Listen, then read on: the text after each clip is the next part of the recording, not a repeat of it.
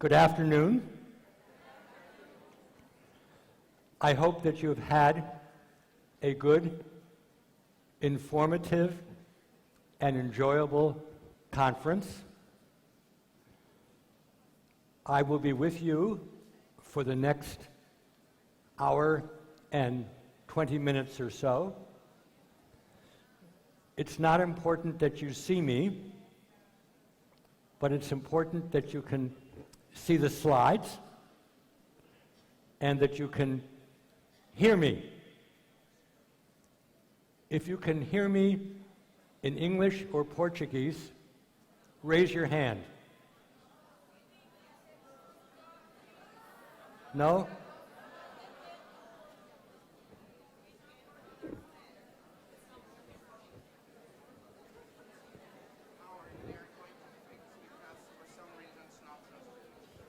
For some reason, it's not translating yet, but they are going to fix right now.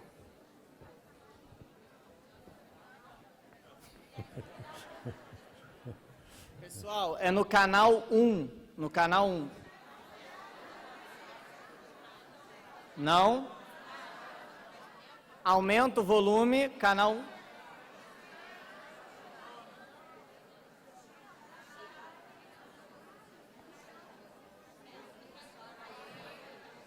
Tradutor foi? Beleza. Então, com vocês, Howard Gardner.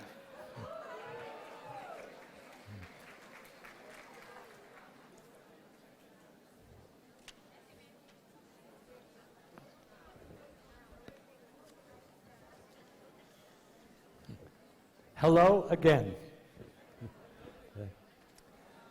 So I'm going to speak for about an hour, and then I hope we can have questions and answers, because for me, I want to know what you are thinking about. Otherwise, I could have just transmitted my talk by mail. As the slide indicates, I'm going to begin with my work that is best known. Most of you have probably heard about multiple intelligences theory, but then I'm going to talk about what my colleagues and I have worked on for over 20 years. It will connect to social and emotional learning, but perhaps not in the way that you anticipate. So this is the book which I published now almost 40 years ago in English, but it's now available in many other languages. And in that book, I described the different human intelligences. It was a big book, 400 pages, but the idea is simple. That's good and not so good.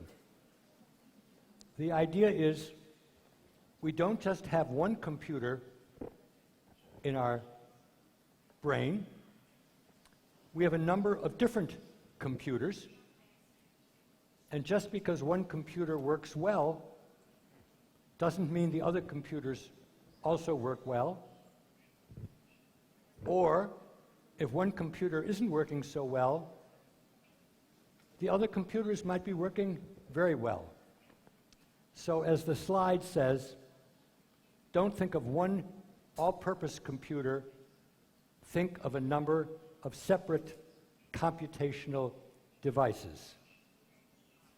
On this slide, on the left side, you can see the old idea that we just have one computer, and on the right side of the slide, you can see the different computers that we all have. So we all have a language computer. This is a famous Chinese poet. We all have a logical mathematical computer. Of course, this is somebody working on her desktop computer. We all have a musical computer, conductors, composers, singers, instrumentalists, audience members who like to listen to music, dance, musical intelligence. The fourth intelligence is spatial intelligence, the ability to navigate wide spaces, like an airplane pilot, or more local spaces, like a chess player or a surgeon or a cook. Fifth intelligence is the intelligence of the body, the intelligence of the dancer, the athlete, the craftsperson. The sixth intelligence, do you know who that is? Yes. Seems like a long time ago. Too long. Interpersonal intelligence is understanding other people.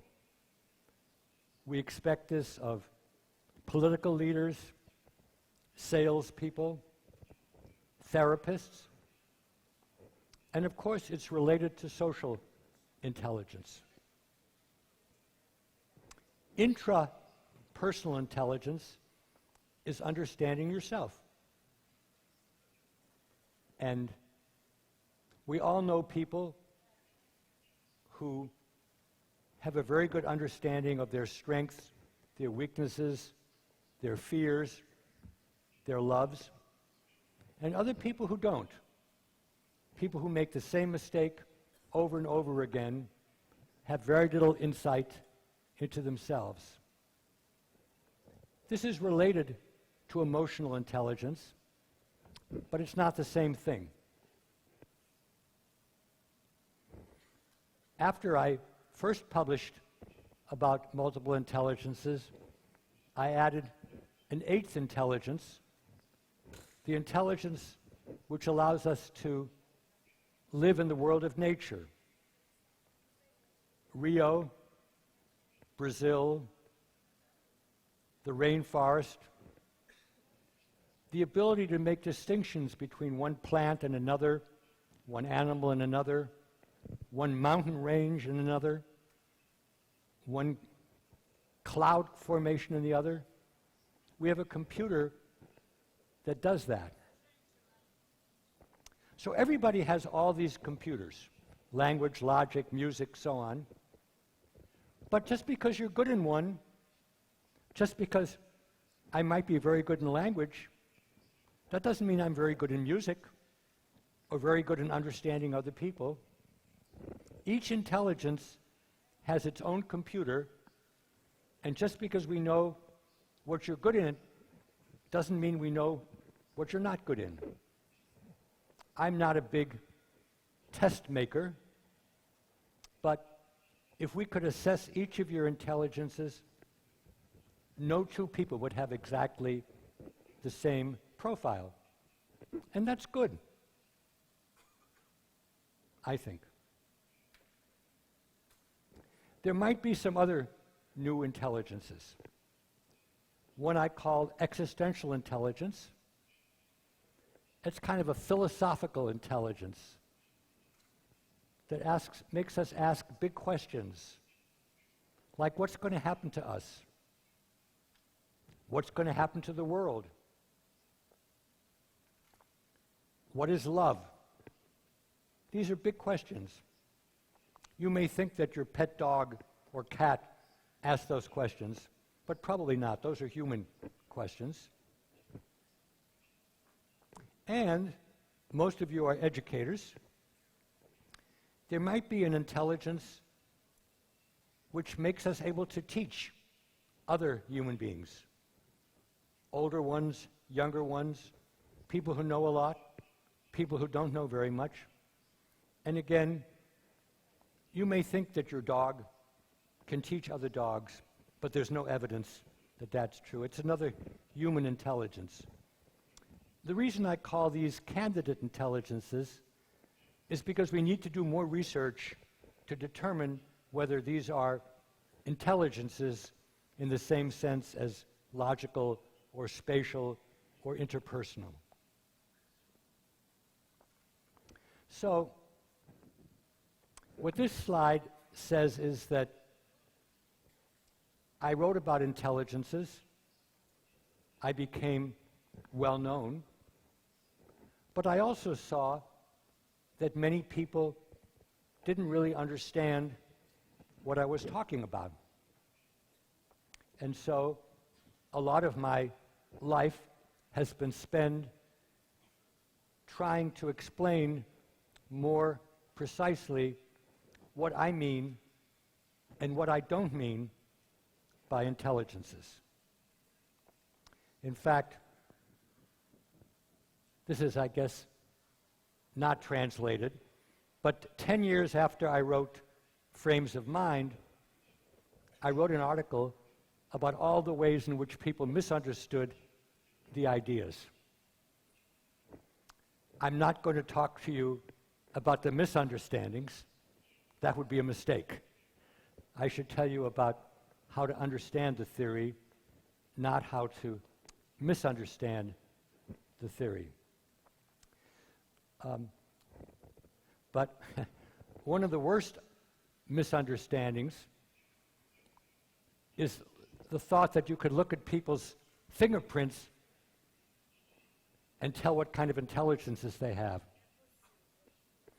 And in many parts of the world, people actually think you can read the intelligences from the fingerprint. 1 hour ago, on my phone, somebody wrote to me about dermatoglyphics. They wanted to know, can you tell their intelligences from the fingerprints? Why would anybody say that? I have no idea. But people in Asia make a lot of money by reading intelligences from fingerprints. That's not what I had in mind. Here is the message I want to bring with you today. Any intelligence can be used in positive ways or negative ways. I repeat, any intelligence can be used in a good, positive way or in a bad, negative way. There were two Germans who were very good with the German language. One was named Goethe, another was named Goebbels. Goethe used his German intelligence, his language intelligence, to write beautiful poetry and drama and novels. What did Goebbels do? He was a propagandist of hatred. He used it to promote ideas of killing people who didn't look like him. Same intelligence, used in very different ways. Let's look at recent history. Nelson Mandela, Slobodan Milosevic, two important figures in the late 20th and early 21st century. They both had a lot of interpersonal intelligence. They knew how to influence other people. Nelson Mandela used his intelligence to bring South Africans who were fighting together to live more harmoniously. Slobodan Milosevic, leader of the former Yugoslavia, Serbia, used it for ethnic cleansing to create hatred. Now, why is this idea important for all of you? Who knows who Dan Goleman is? How many people know the name Daniel Goleman?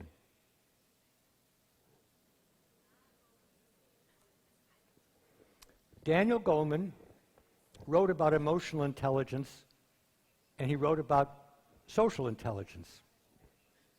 That's what you're here for. And I'm a friend of Dan Goleman, and I like his ideas. But you can use any intelligence for good ends or for bad ends. You can use your social intelligence to bring people together, or you can use it to manipulate people via propaganda or lying. Same thing with emotional intelligence. If you understand other people's feelings, you can use it to bring people together, but you can also use it to create hostile feelings, to create hatred. Where Dan Goleman got it wrong was to assume that all social intelligence was good, or that all emotional intelligence was good. So when we as friends have a debate, I say,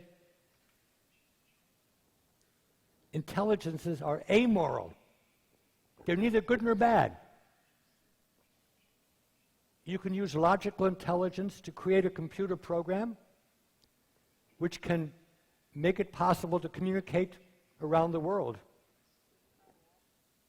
You can use logical mathematical intelligence to create a computer to explode the world. Same intelligences, different uses. So the one message I want to bring with you today is not enough to develop social and emotional intelligences. You need a value system, things that you want to bring about and things that you don't want to bring about. And you can't assume that everybody will agree with you about what's good. This room, you're all educators, but I bet if I ask the question, is Facebook good or Facebook bad, you wouldn't all agree. And that's fine. And you should discuss it. But when you're talking about developing social and emotional intelligence, social and emotional learning, you have to think about what you are developing those abilities and sensitivities for. What are the moral goals? What are the ethical goals? So this is the meaning of this slide. When I realized that people were using my ideas in ways that I didn't like, I realized that you had to connect intelligences to your value system about what it means to be a good person or a good worker or a good citizen. And that's what we're going to talk about for the next 45 minutes. Because intelligences can be put to evil ends. What is this? Do you know what this is? Gestapo, right. The Gestapo were well organized. They marched in time. They played martial music. But they didn't use intelligences in ways that were good.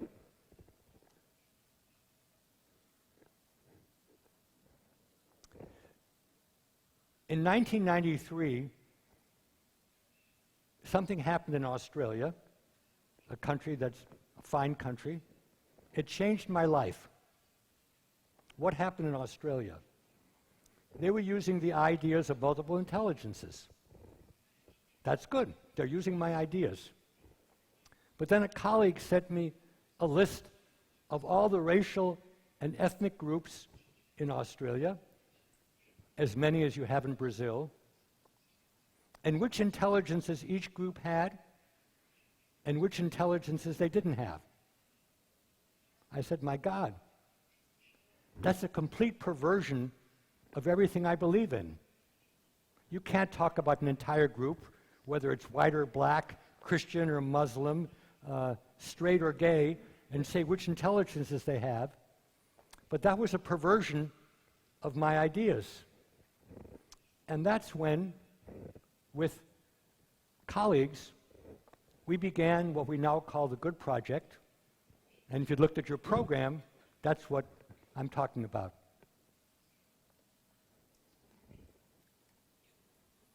Here's a question we asked. If I'm the multiple intelligences guy, which I am, and somebody uses my ideas in a way that I think is pernicious, destructive, whose job is it to do something about it? And I decided if it wasn't my job, it wasn't anybody else's job. We need to be responsible for the ideas and practices that we recommend. And that's every one of you as an educator. So, in 1995, over 20 years ago, 3 psychologists, many of you will know Csikszentmihalyi, the scholar of flow, or William Damon, the scholar of purpose, people's sense of purpose, or me, I'm the scholar of intelligence. And together with the other people mentioned here, we developed the Good Project. And again, the purpose of the Good Project was to figure out how to use human talents, human intelligences, human ideas for positive ends, and not just develop them and assume they're going to be used in ways that we approve of. Here's what we looked like a few years ago. You know which one I am, right? The handsome one. That's because my wife is here. So the question we asked back there 20 years ago, how do people who want to do good work, how do we succeed or fail when the following conditions exist? 1, things are changing very quickly. Everybody in this room knows things are changing very quickly, probably more quickly than ever before in human history. Our sense of time and space is being radically altered by technology. Who thought 30 years ago we could instantly be in contact with anybody else around the world via the internet? Markets are very powerful. That's certainly true in every part of the world, from North Korea to Canada. And what's unusual is we don't have powerful forces to balance the market. Markets are fine, but it's good if you have social or religious or community or ethical values which say markets are not everything. But I think you all know, whether you're in Brazil or any other country, very difficult to temper, to balance markets with anything else. So that's what we began to study, and I think we were pretty ahead of our time, because I think we saw these things which now everybody sees. That doesn't mean we get the answer, but I think at least we were asking the right questions. So what did we do? We carried out 1,500 interviews with people in 9 different professions, ranging from education to journalism to medicine. And I'm sure you know all these professions are changing very quickly. Medicine, the oldest profession, much of what doctors do now is done more efficiently and more effectively by technology. I don't have to do the exercise. You know that all professions are changing very quickly. And in addition to studying professionals, we studied people of different ages, going all the way back to school-age children, to see what their notions were of good work. So these are just some illustrations. This is an American lawyer talking to a jury. This is an American physician testing the skin of a patient. This is a teacher in chemistry. And we were interested in how each of these people made decisions, and for educational purposes, because you're educators, how did children interpret the kinds of decisions that the teacher made? This is actually a chemistry teacher. The students loved the chemistry teacher. They thought he was very good, but he was a very tough grader. That means he gave very difficult tests, and the students didn't do so well. And so the students said, you should be an easier grader. You should give higher grades so we can win prizes. But the teacher had a lot of integrity and didn't feel that he should give higher grades just to make the students feel good. That's one of 100 ethical issues that arose in our study. So by now, I'm sure you're on the edge of your seat asking the question, well, what is good work?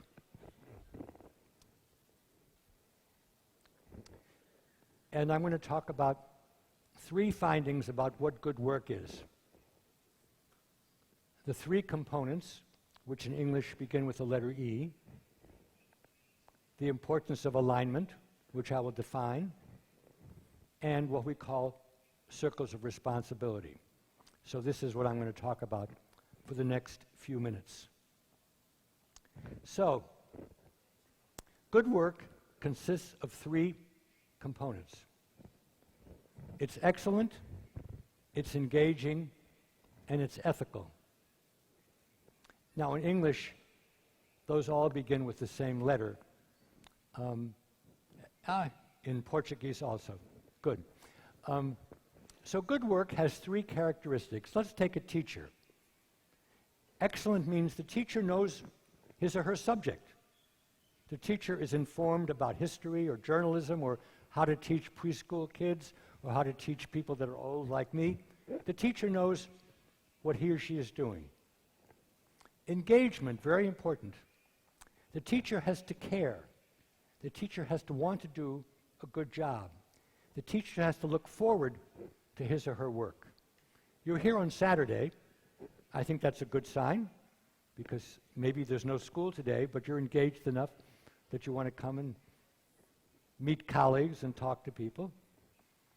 And then, this is what I focused on, an educator who's a good worker is ethical. Nobody can be ethical all the time, but a good worker is always trying to think of what's the right thing to do. So let's say you're a teacher and you have many students in your class, and a few students are very demanding. How much time should you spend with those students who need more help? You could spend all your time with those students, but then you'll be neglecting all the other students, and you have an obligation to them. Or the example of the chemistry teacher. Maybe you want your students to get awards, so you give them higher grades, but then you're sacrificing your own standards, which is the students need to work very hard to earn their grades. So ethical issues come up all the time in every profession, but the good worker tries to think about what's the best thing to do, and when they make a decision and it doesn't work out, they say, what should I have done differently? How could I have done a better job? So you notice the graphic here, 3 different strands. If you want to be a good worker, lawyer, journalist, doctor, engineer, teacher, you have to be excellent and engaged and ethical. So we call this the triple helix, or ENA, because you know the double helix is the strands of life, but these are the 3 strands of good work. And it's very hard to have a discussion with so many people in the room, but if we could, I would say talk to somebody here who you don't know, behind you, next to you, about who do you know as an educator who's a good worker? Who do you know who's excellent and engaged and ethical? And who do you know who maybe is excellent but is no longer engaged? or excellent and engaged, but not ethical. Or somebody who's very ethical, but doesn't know his or her subject. So it's better to have one E than no E, but it's better to have two E's than one E. But if you want to be a good worker, you need excellence and engagement in ethics. And that's what we should be modeling for our students. I'm going to say something controversial. You might have very good curriculum for social and emotional learning. But if you don't model excellence and ethics and engagement every day in the way you relate to your students and to parents and to teachers, whether you're a teacher or administrator, that's what people will notice. That's what good work entails, is walking the talk. So that's the 3 E's. Here's the second term, alignment. And again, this is something that came out of our research. And alignment is a good thing. And it occurs when there are 4 things which all help you to be a good worker. At the top thing, pilaris sociais, your own value system, what you think it means to do good work. Second thing on the left, the traditions. This is, what did people do over the long history of education or medicine or law or accounting? What are the long-established traditions of your work? The third thing, the controles socials, is who are the current power individuals and entities that tell you what you should be doing today. One question many educators have asked me in Brazil is what happens when the Ministry of Education imposes a new curriculum or new requirements or a new core or new options. That's what we call the social controls. And if you don't understand why, and they don't make sense to you, that's going to be a problem. And finally, the bottom square is what are the biggest pressures in society? What is money going for? What is power going for? What is prestige going for? You're about to have an election for your leader. The leader that's chosen is going to have a lot to say about what kind of work is valued. If that leader brings in a new ministry, that's going to change as well. And that's going to challenge your own personal values and maybe the long-term values of the occupation. For example, if a long-term value is children should sit quietly, write down whatever the teacher says, and then give it back to them in a test, that's not going to work anymore at a time when the answers are all in here, and we have to prepare for a society that's very different. So what is Gardner talking about here? What Gardner is saying is, it's much easier to do good work when everybody agrees.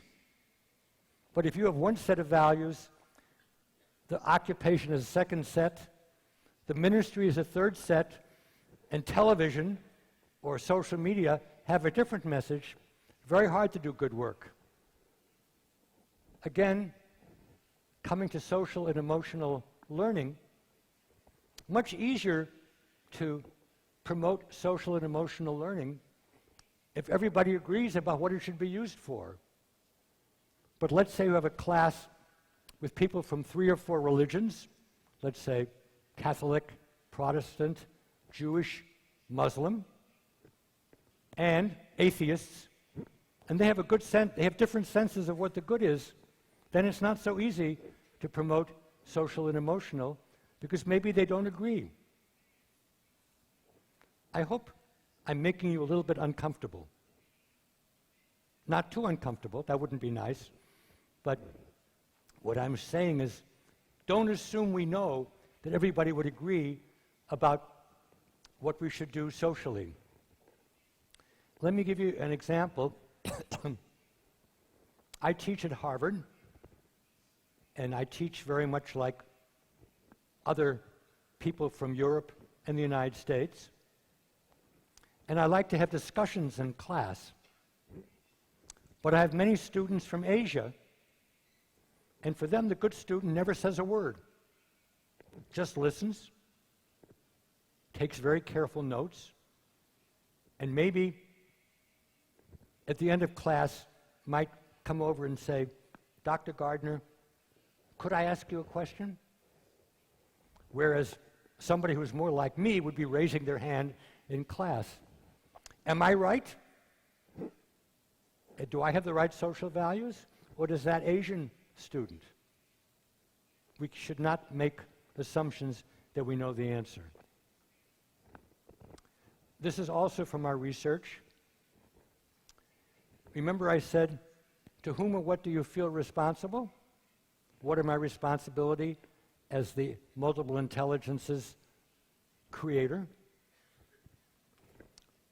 We find, and this will not surprise you, that as people get older, they tend to widen their circle of responsibility. So not surprisingly, young people think mostly about responsibility to their self. But as we get older, the circle broadens, and then we begin to think about other people, our colleagues at work, the particular profession in which we are. I'm a teacher, a professor, a writer, and I worry a lot more about the health of my profession now than I did 30 years ago. And then what we call trustees are people who worry about the overall health of the society. Now, this is not a statement that everybody who's old worries about society and everybody who's young worries about himself. I studied Mahatma Gandhi. When he was 12 years old, he was already worrying about all of society. But that's unusual.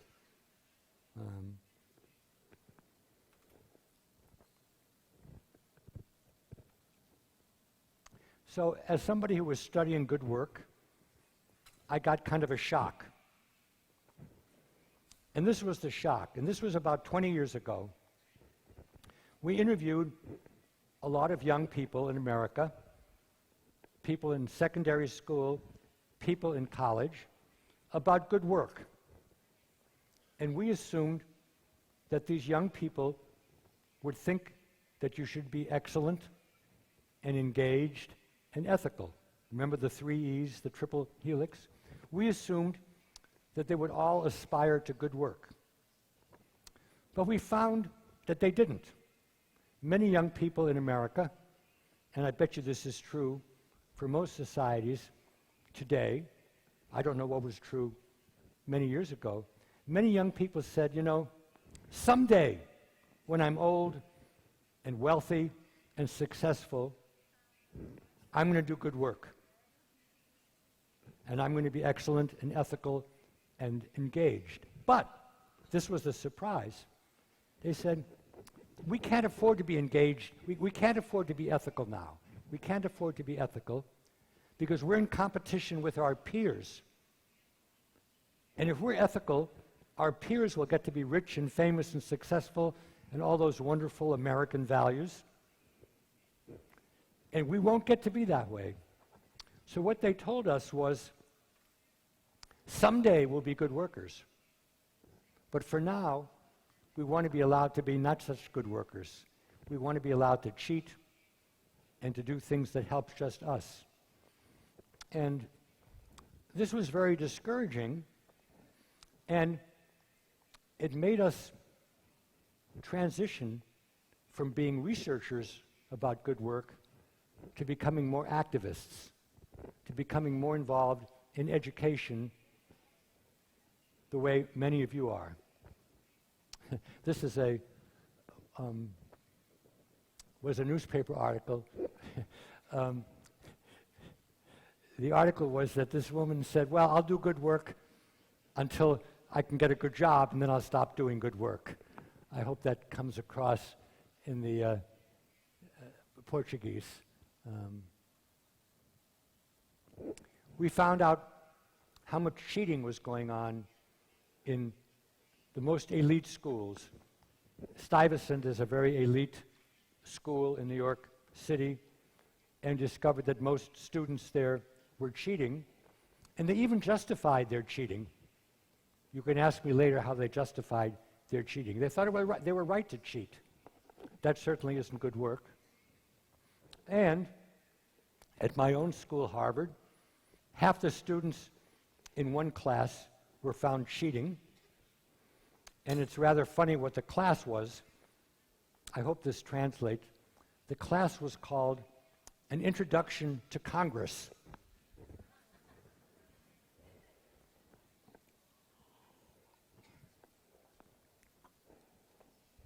Now, over lunch, I talked to some of the leaders of the Aleva movement, and I said that when these students cheated at Harvard in this course about Congress, the university didn't say a thing. The university pretended like nothing had happened. And I, as an observer, said, the silence of the senior administration, the leaders, was the loudest message of all. Because what this said to all the students is, the university doesn't know how to react to this. And again, all of you who are educators, whether you are teachers or administrators or legislators, it's when something unexpected happens, something that goes against the norms of the institution, everybody notices how the institution reacts. And I would much rather have a school where the social and emotional learning is evinced, exhibited by the parents and teachers and administrators with no curriculum on social emotional learning, than a school had all the curricula in the world, but when there's a crisis in the school, the people don't behave in an appropriate way. And again, we don't always know what the appropriate way is, but we have to think about it. We have to talk to other people. We have to review the options. We have to say, this is why we decided to do what we did, whether it's about cheating or about sexual misconduct or about racial or ethnic conflict. This is what we're going to do. This is why. And if it doesn't work, we're going to step back and see whether we could do better next time. That's social and emotional learning in action. The curricula are fine, but the children are always watching what the adults and the older children do. That's where the lessons are. In fact, with my wife here, I'm thinking of this saying that the children never listen to what you say, but they always notice what you do. And it's the same thing with students in school. You know, it's nice if you say nice things, but the real test is what happens when you're challenged to act. How do you act? So now, remember 40 years ago, multiple intelligences. 20 years ago, the Good Project. How do we see if our ideas can be used in a positive way? And now, over a 40-year period, the last 20 years, we have created the Good Project. This is a website, currently in English, but we'd be very happy if somebody wanted to translate it into Portuguese or any other language.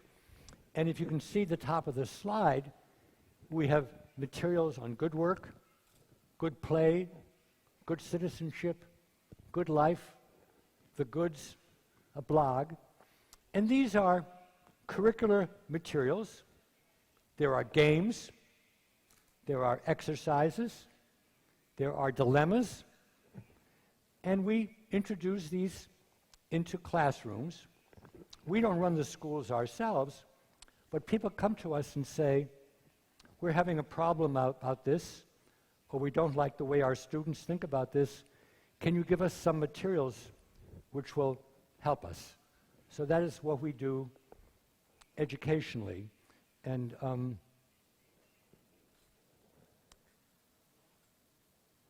this is just another page. Oh yes, I know what this is. These are vignettes. These are video vignettes. You can access them on the Good Project website. And I'll give you two vignettes. One vignette is a young woman wants to be an actor. She's Asian American. And the director says, I'd like you to be in the play or the movie because I need somebody who's Asian American. But the role is filled with stereotypes. And the young actor doesn't like any of those stereotypes. But she's ambitious to become a successful actor. So, should she go along with what the director says, even though it undermines her own values? Or should she say, no, I'm not going to accept that role because I don't like the stereotype that it promotes? There's no correct answer to this, but the debate involves students and teachers because it's a very interesting dilemma, and I'm sure you could translate it into the Brazilian context. Another dilemma, it's probably more of an American dilemma, but I think a North American, but I think you could translate it into the Brazilian context. A high school student is the editor of her school newspaper. There's a rape on campus, a sexual assault. She wants to write about it in the newspaper. The head of the school says, you can't do that, because if we publicize this, people won't want to go to our school. So I forbid you to put it in the newspaper. But the girl wants to be a journalist. Her grandfather is a journalist. And she's afraid the rapist is still at large. What should she do? Should she violate what the headmaster says and maybe get in trouble? Or should she obey the headmaster, but then not be a good journalist and take the risk that somebody else will be raped? So these are the kinds of questions that are involved in our toolkit. I'll give you one more exercise. We give students 30 value words, things like trustworthiness, integrity, loyalty, intellectual achievement, financial success, and they have to rank order them from the most important value that they have to the least value. And every child loves to do this. Say, what's more important? Is it justice? Is it mercy? They rank them. So we put that aside. Then the next week, we ask the students to make a pie chart, a circular pie chart, and they have to describe how much time they spend on schoolwork, sleeping, talking to friends, Facebook, exercise. And then we ask the students to put together their value system with how they spend their time. You can imagine their reaction. It's a shock. What I'm doing has no connection to my espoused values. So those are the kinds of things which we have in the Good Work Toolkit, the Good Project materials. So this is just a list of different things that we do. I want to leave time for questions, so I'm not going to list them, but I hope they're accessible to you in one way or the other.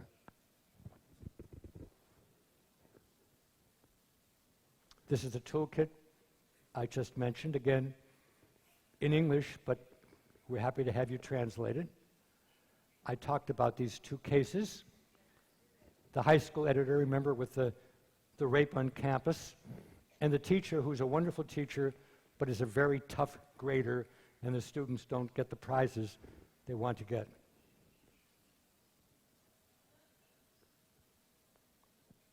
So these are all things which were in my slides, but I anticipated them, so you got an advanced look.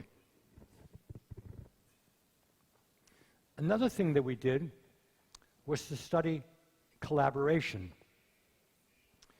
Most of you know about the 21st century skills of creativity and critical thinking, and collaboration is another skill, and everybody's in favor of collaboration, but we found it's very difficult to collaborate well, and so we identified the different features of what it means to be a good collaborator, and this can be used in a school, in a business, in a student club, and again, the best teacher is to see role models, but paying attention to the leadership, the ethics, how the time is spent are valuable cues to what it makes for good collaboration.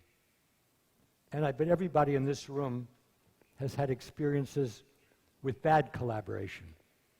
Collaboration which doesn't work, or to make a joke in English, what we call co-blaboration, which means people blabbing to each other rather than working together. So collaboration is another one of the goods that we focused on.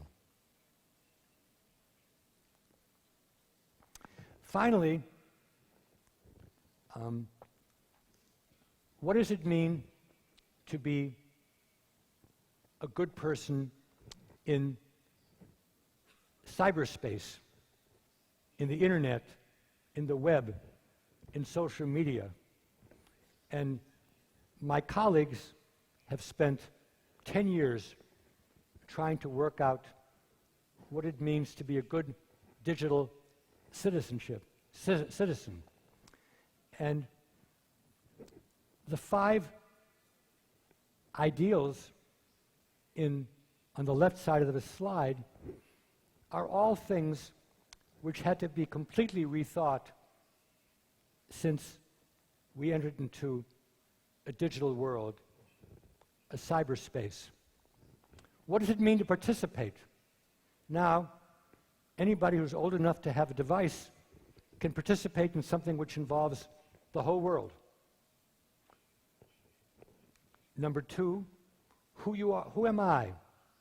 You create a profile on Facebook or some other social medium, and then how can you change it? How are you read by other people? What profile, what public persona do you present? Again, is very different. Privacy.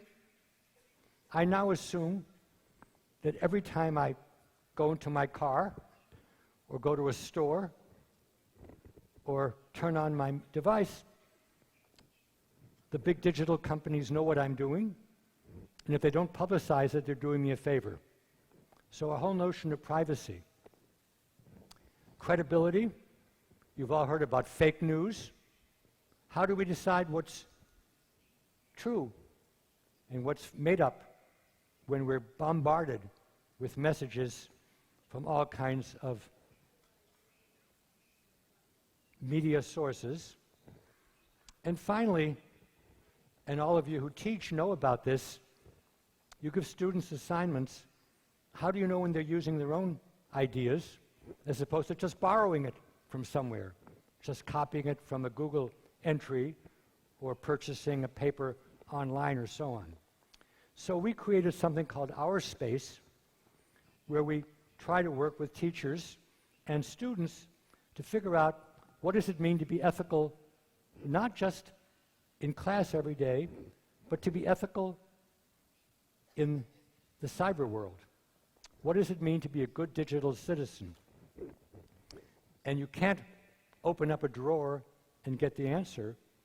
You have to work on it every day, and I'm sure everybody in this room who works with students know that it's very difficult to figure out what is good in the cyberspace.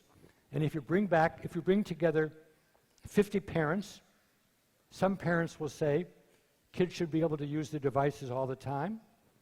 Some parents will say devices should be left at home. Some parents will say, if my child misuses the device, take it away.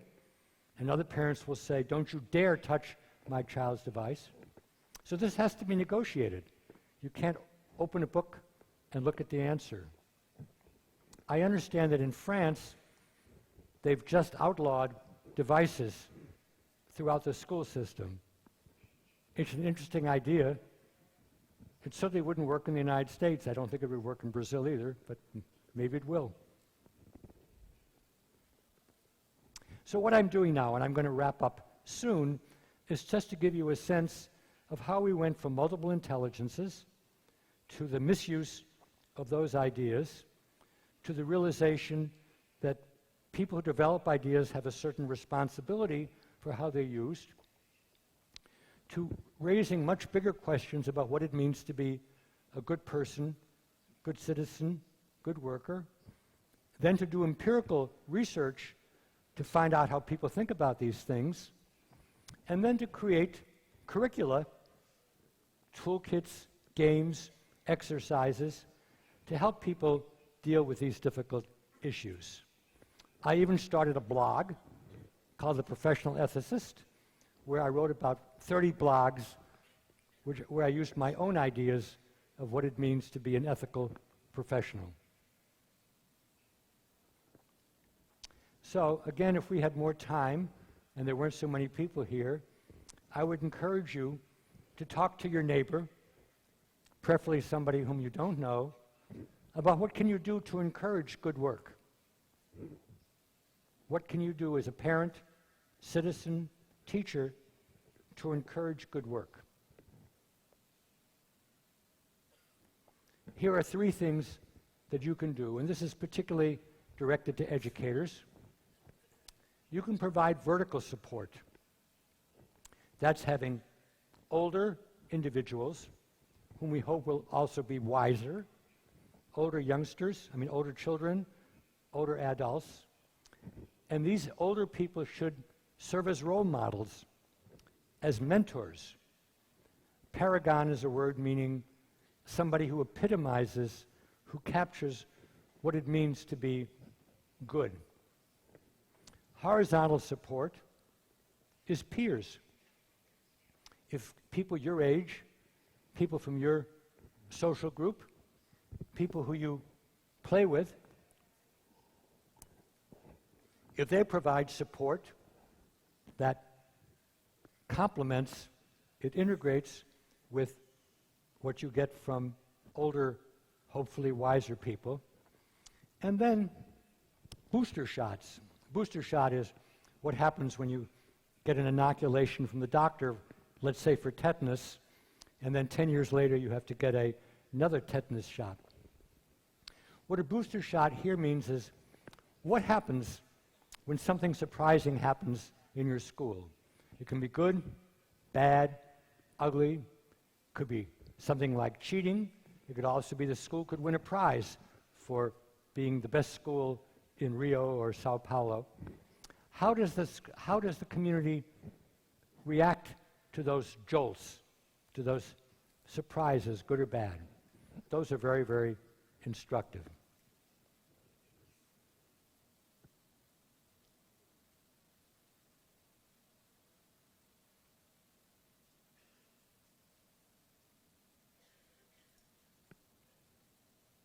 So these are all graphics which say the same thing. So I'm moving to the conclusion because I want to leave time for questions and discussions. Remember, we're looking at three aspects of good. What does it mean to be a good person? And the answers there are as old as society. The answers there are how do we deal with our family and with our neighbors. And we can find those answers in the Golden Rule and in the Bible. And I, as a researcher, have really nothing new to add to what it means to be a good neighbor. The challenges for a modern industrial and post-industrial society, which is every country in the world, is what does it mean to be a good citizen or a good worker? And that's because citizenship and being a professional worker are not things that have existed forever. Those are the characteristics of more modern and more complex societies. And so we have to ask, whether you're in Brazil or in Portugal or in Canada or in England, is the person technically excellent as a worker? Is the person personally engaged? And does the person try to behave ethically? And while we didn't talk about it much, the same thing is true for you as a citizen. Presumably most of you are citizens in Brazil, maybe a few of you from other countries. So what's a good citizen? A good citizen is somebody who knows the rules, the laws, the Constitution. Number two is personally engaged. That means the good citizen cares about who gets elected, cares about what laws are promulgated, cares about what happens when somebody misbehaves. We've got plenty of evidence of that in Brazil as well as in the United States. And then the good citizen is ethically responsible. The good citizen doesn't do what's good for numero uno, tries to say what's good for the wider society. So even though my talk today has mostly focused on good work, when you're talking about good, you need to keep in mind not just work, but citizenship and what it means to be a good neighbor. And when you're talking about social and emotional learning, this is social and emotional learning for you as a member of your family and your neighborhood. It's social and emotional learning for you in your occupation. And of course, for children, the occupation is going to school. That's the occupation for children. And then finally, what does it mean to be a good citizen? And again, you're citizens of your country, but the students are citizens of school. And what does it mean to be a good citizen in school? So, I am the multiple intelligences guy, and I am honored that the ideas of multiple intelligences have spread around the world. That's a book that came out about 10 years ago. But there's a school in the Philippines called the Multiple Intelligences School, and they were the first people to combine multiple intelligence with good work, because they understood years ago that the intelligences aren't enough unless they are connected to doing good work, being a good person, being a good citizen. And again, to intersect with the themes of this conference, social and emotional learning is fine, but it has to be connected to good and responsible ends.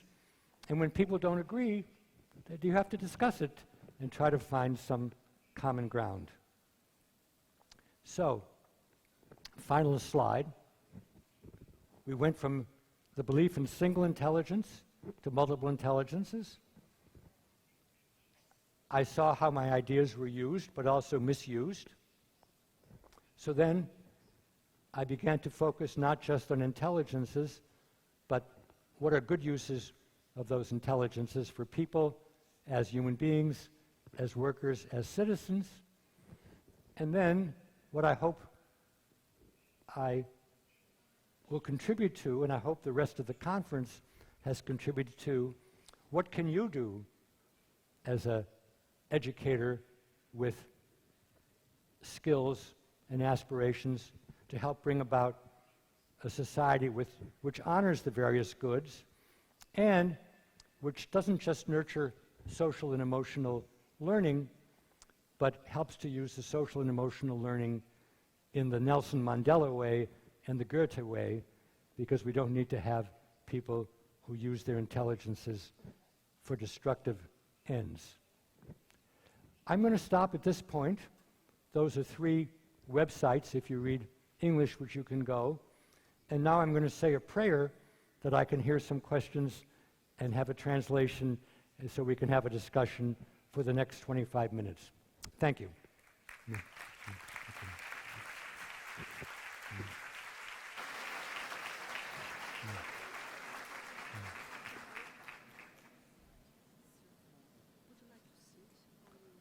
I'm okay.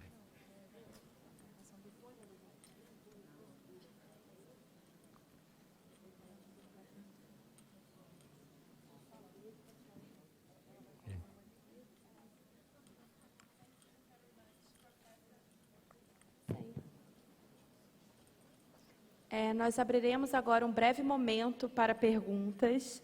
A dinâmica é o seguinte: quem tiver perguntas, levanta a mão e as nossas recepcionistas estão com os microfones, irão até vocês. A gente não tem um tempo muito extenso, então só peço a colaboração de vocês. Thank you, Professor.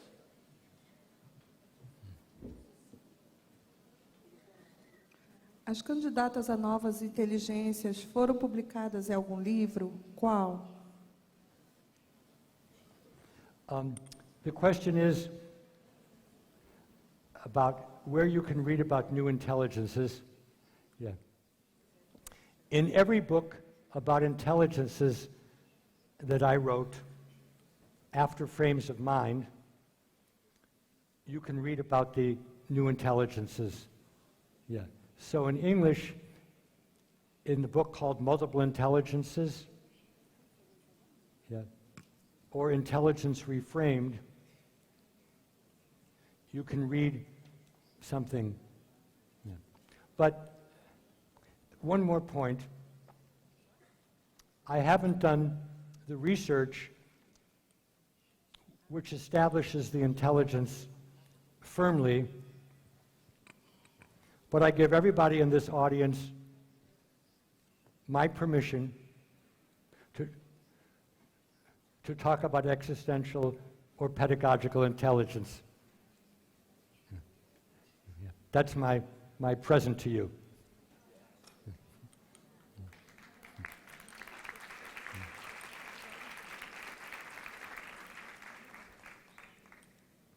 Dr. Gardner, would you argue that before we even think about teaching...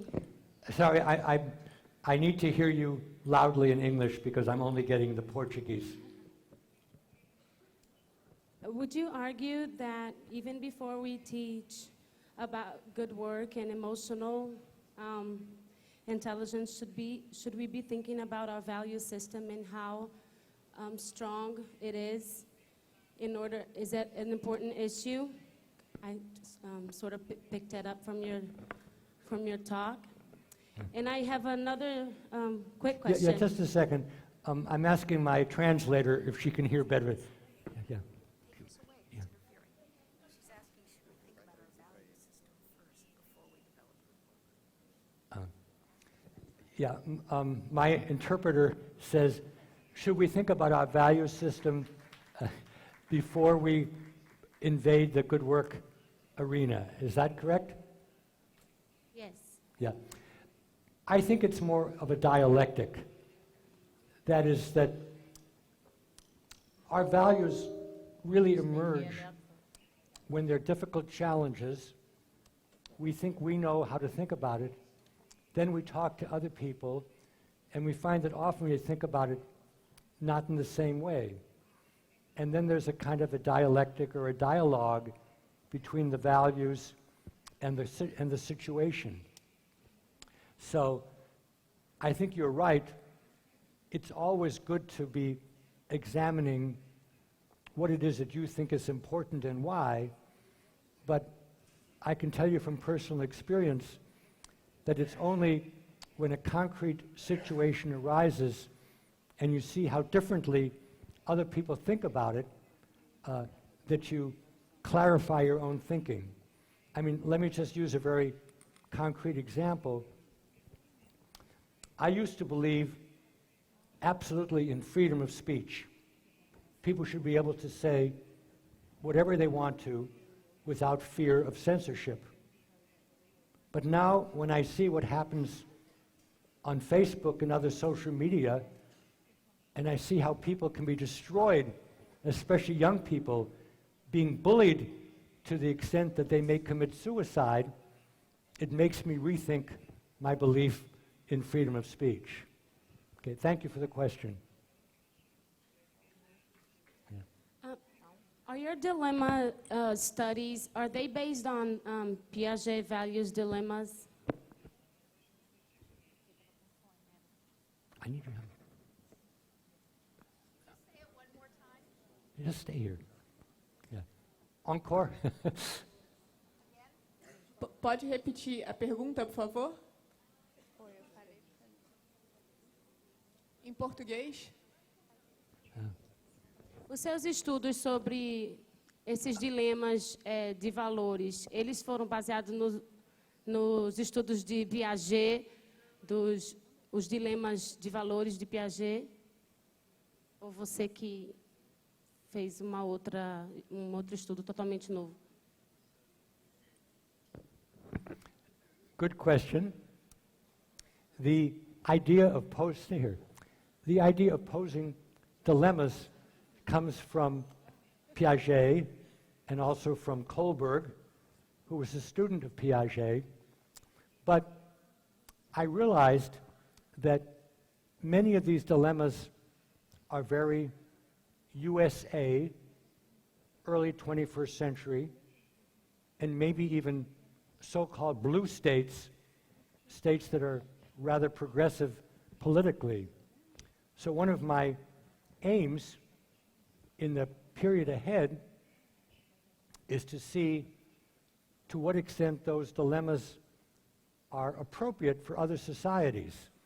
And in fact, I spoke to the hosts from the LIV, and I'm meeting with someone tonight who's an educator here, to see in which ways those dilemmas might need to be reworked or refashioned for a different society and a different era. So I would say that the technique comes from Piaget and Kohlberg, but we have to make the actual examples 21st century examples, and they need to be appropriate to different societies, not just to the one that I know the best. Thank you.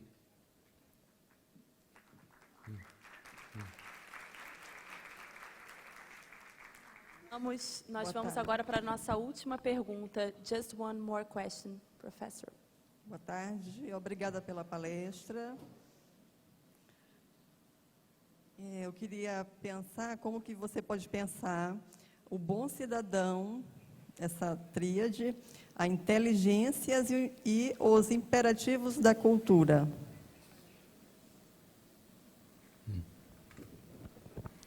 Well, this relates to the point I just made for the previous question.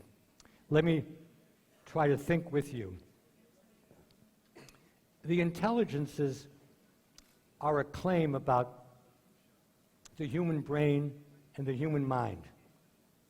So when we talk about intelligences, it should be that in every society throughout history, people had the same potential to develop musical intelligence or spatial intelligence or interpersonal intelligence. But of course, cultures differ in which intelligences they highlight. Just to take American higher education, 100 years ago, what you needed to get higher education was linguistic intelligence. People had to be able to read Greek and Latin and Hebrew. Now, logical mathematical intelligence is much more important. And maybe when computers do everything better in the reasoning domain, then maybe interpersonal intelligence or existential intelligence would be more important. So the intelligences stay the same, but what the cultures value can be very different. So that's intelligences. The second point is that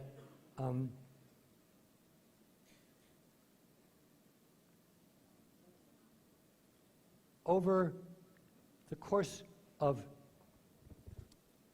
cultural history, it's not only that within a culture different intelligences become valued, but historically and prehistorically, cultures have had very different values. If you're living in sub-Saharan Africa in the prehistoric era, 5, 10, 15,000 years ago, then what you need are the intelligences for hunting and gathering and making food to eat, and whether you can learn other languages is unimportant. But maybe if music is very important in a society, that's what the society values. The third point is the point that I made before, and that is that just because something works in one society at one historical moment, like let's say the two examples I used of the actor who didn't want to play an undesirable Asian American role, or the editor who felt compelled to write about the sexual violation. Those are dilemmas which make a lot of sense in the United States in 2018, but we need to know whether those dilemmas would make sense in China today, or Russia, or Portugal, or Brazil. And then here's the key point. The actual surface element of the dilemma might not work. School newspaper might not be relevant. Being an actor might not be relevant. But the issues of what's the right thing to do given my ethical code when it conflicts with what my parents or my religion says, that's a problem everywhere.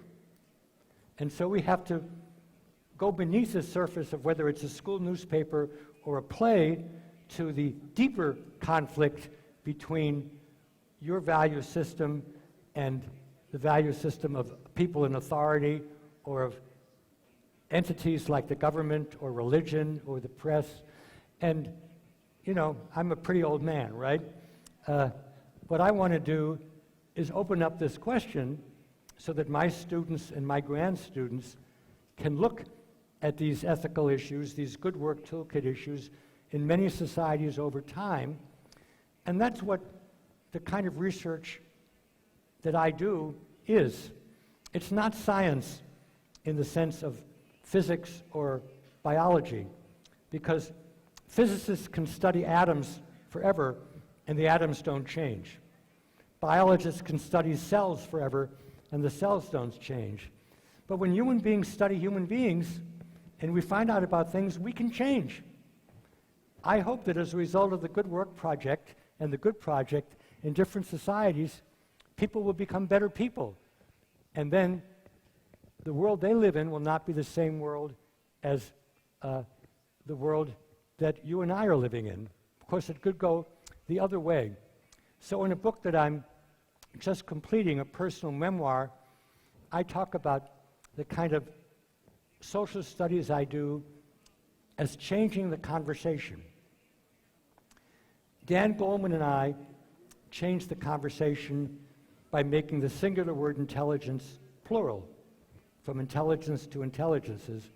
Now I want to change the conversation again, because we don't want to just improve emotional or social intelligence. We want to make sure that social and emotional intelligences are used in good ways. And if people don't agree about the good, we have to discuss that and reach the best conclusion that we can. And the reason that Gandhi is the most important human being of the last 1,000 years is because Gandhi knew we could now explode the world with nuclear weapons. And we now know, because of science, that climate change can also ruin the world. So unless we learn to talk together and debate together and play sports together in ways which bind us rather than divide us, we're not going to have a world at all. And that's why the elections in the United States this year and 2 years, and why the election you have in this country in a few months are very important. Thank you. Thank you.